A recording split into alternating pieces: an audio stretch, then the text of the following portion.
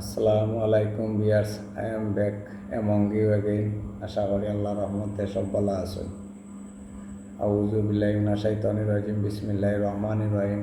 বিতাড়িত শয়তান থেকে পরম করুণাময় আল্লাহর নামে শুরু।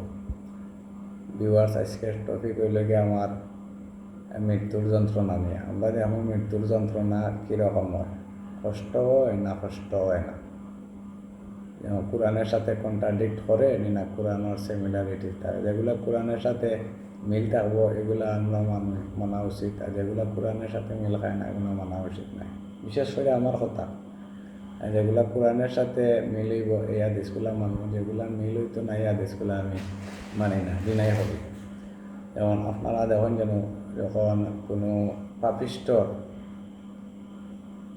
জান কবজ করা হয় তখন অনেক কষ্ট দেওয়া হয়। আর যখন কোনো মুত্তাকি পরহেজগার যারা আমলে সালে করছে তারা জান খুব সহজে আল্লাহ বের করেন আর জান্নাতের রোশনের সংবাদ দেওয়া হয়।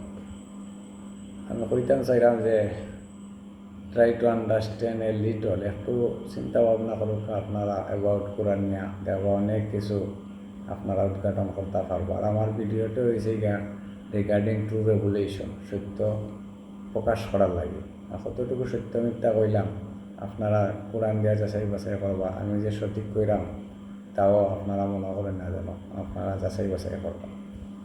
যেমন সুনানে ইবনে মাজা একটা হাদিস আছে, হাদিস নম্বর 1622। হাদিস নম্বর 1622 মা আয়েশা রাদিয়াল্লাহু তাআলা বর্ণিত, আল্লাহ রাসূল সাল্লাল্লাহু আলাইহি সাল্লামের যখন মৃত্যু গনাই আইল, তখন আল্লাহ রাসূল সাল্লাল্লাহু আলাইহি সাল্লামের বলে মৃত্যুর যন্ত্রণা হয়েছে। মা আয়েশা কইলা, আমি আর কারো এরকম মৃত্যুর যন্ত্রণা কষ্ট হইতে দেখি নাই। অনুরূপভাবে আর একটা হাদিস আছে সুনানে ইবনে মাজা, হাদিসের মান হইল গিয়া সহিহ, হাদিস নম্বর 1622। এই হাদিস ফাতেমা রাদিয়াল্লাহু তাআলা আনহা থেকে বর্ণিত।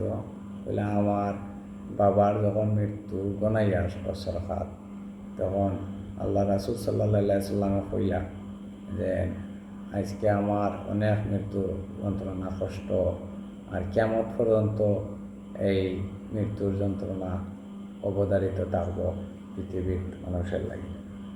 কিন্তু এই যে কথাটুকু, এগুলার উপরে তো আমি কোরআনের সাথে মিল খান না। যেমন কোরআনও সূরা 8 নম্বর সূরা আনফলর 50 নম্বর আয়াত দেখবা, কাফির পাপাচারীর রূহ কবজ করেন ফেরেশতা হলে মুখ এবং পিঠে আঘাত করে করে খুব কষ্ট দিয়ে গান কবজ করা হয়, যারা মানে কাম করতো পাপ কাম।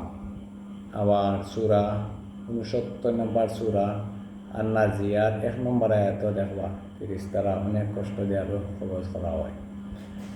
ইমানদারের মৃত্যু কীরকম হয়, যেমন দুনিয়া যারা আমলে সালেহ করছে নেক ইমানদার, তারা মৃত্যুর যন্ত্রণা নাই। যেমন সূরা নাহল 16 নম্বর সূরা নাহলর আপনি ভাইবা গিয়া 32 নম্বর আয়াত, ফিরিস্তা হলে আইয়া মৃত্যু মালাকুল মাউত ফিরিস্তা হলে আইয়া সালাম দিবা, দিয়া কইবা জান্নাতে প্রবেশ করো, তোমরা জান্নাতে যাও, তোমরা দুনিয়াতে যা নেক আমল করছো এই আমলের বিনিময়ে। দেখো যারা ভালো আমল করে নেক আমল করে তারা ফিরিস্তা হলে সালাম দিয়া রূহ কবজ করে। এই এত কোনো এত প্রমাণ না যে খুব কষ্ট দেওয়া হয়, এত কষ্ট দেওয়া হয় যে পৃথিবীর আর শরীরে কষ্ট দেওয়া হয়। কিন্তু এই হাদিসগুলার মধ্যে দেখা যায় আল্লাহ রাসূলও তারা বুঝাইতো চায় যে খুব কষ্ট হইয়া মৃত্যুবরণ হয়েছে।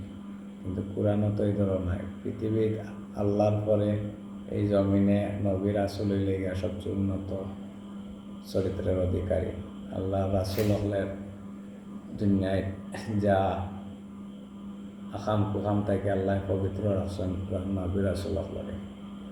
আর সূরা আর একটা সূরা আছে সূরা ফাতর 48 নম্বর সূরা ফাতর 1-2 নম্বর আয়াত দেখব, আল্লাহ রসুল দেখেছেন, রসুল তোমার অতীত ভবিষ্যৎ জীবনের সমস্ত গুনাহটা আমি আল্লাহ ক্ষমা করে দিছি। সূরা ইয়াসিনও আপনারা পাইবেন যে আমার সম্প্রদায় যদি জানতে পারতো আল্লাহ আমারে জান্নাত দিছেন আর সম্মানিত স্থানে আমারে উন্নত রসুল। আপনারা একটু গবেষণা করবা, ইনশাল্লাহ সঠিক বেঠিক। আর এই হাদিসটা কোরআনের পক্ষে না কোরআনের বিপক্ষে যায় আপনারা বিবেচনা করিয়া দেখবা। ইনশাআল্লাহ keep in touch with me and help me. আমার অনেক মিস্টেক হইব, আমিও তো এক্সপিরিয়েন্স নাই মোবাইলও, এগুলা কোনো ক্যামেরার সামনে মাতার, তাহলে আমার আনইজি ফিল করলাম। আমি দোয়া করি আপনারা সব ভালো রাখতে। আল্লাহ। আসসালামু আলাইকুম।